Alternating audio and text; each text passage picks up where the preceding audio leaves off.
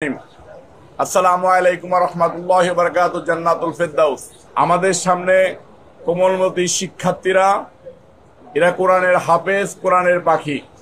আল্লাহ পাক রব্বুল আলামিন সবার ভিতরে কোরআন দেন না।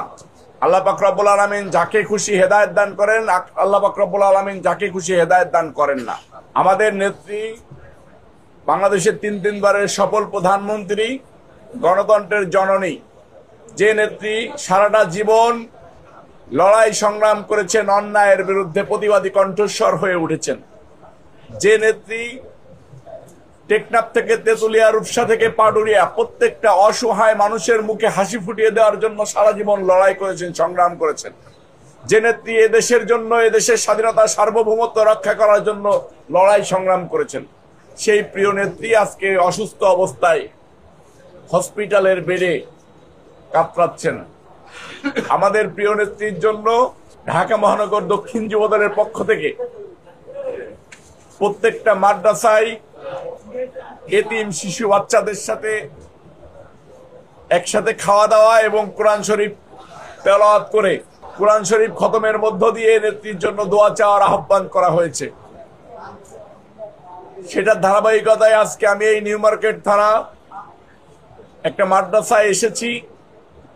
এখানে আমরা 600 বাচ্চাদের সাথে খাবার দাবারের আয়োজন করেছি, সাথে এইখানকার যে নামাজি ব্যক্তিরা আছে তাদের খাবার দাবারের আয়োজন করেছি, খাবারের আয়োজন করেছি। তারা একসাথে আল্লাহর পাক রব্বুল আলামিনের কাছে দোয়া করবে। আমরা চাই আমাদের প্রিয় নেত্রীকে আল্লাহ পাক রব্বুল আলামিন বাংলাদেশের সকল অসহায় মানুষের মুখে হাসি ফুটিয়ে দেওয়ার জন্য, তাদেরকে বেঁচে থাকার আশ্বাস, তাদেরকে বেঁচে থাকার স্বপ্ন দেখানোর জন্য আমাদের প্রিয় নেত্রী বেঁচে থাকুক। আল্লাহ পাক রব্বুল আলামিন আমাদের প্রিয় নেত্রীকে হায়াত দারাজ করুক, সেই দোয়া আমরা করব আজকে।